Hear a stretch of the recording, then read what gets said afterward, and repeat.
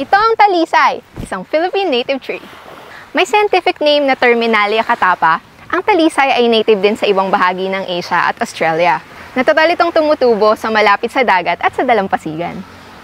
Tinatawag din itong umbrella tree sa English dahil sa forma ng kanyang canopy. Binubuo ng malalaking dahon ang canopy ng talisay. Dark at leathery green sa adaxial surface o yung sa ibabaw, at mapusyaw naman na green sa abaxial surface o yung sa ilalim. Nagtutumpukan din ng mga dahon sa dulo-dulo ng mga tangkay.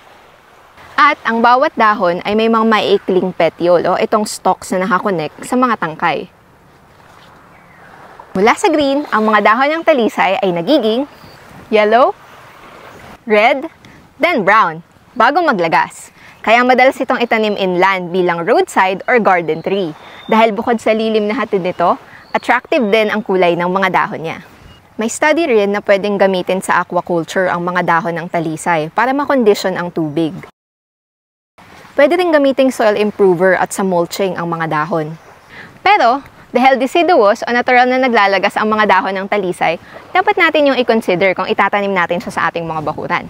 Interesting din ang mga bulaklak ng talisay. Wala kasi itong petals.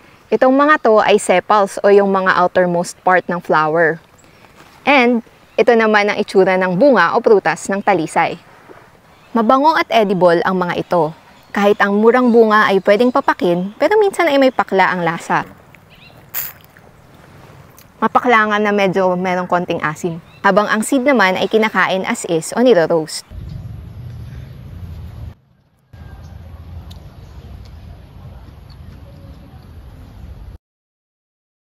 Ito ang dahilan kung bakit ilan sa common names ng talisay ay Indian almond o tropical almond. Pumuporma ng malalaki at malalawak na ugat ng talisay at kaya niyang mabuhay sa sandy soil at poor nutrient na soil. Tolerant din siya sa salt spray at salt water. Galing no? Daming pakinabang ng talisay. Sa inyo ba? Anong tawag sa punong ito at anong mga gamit?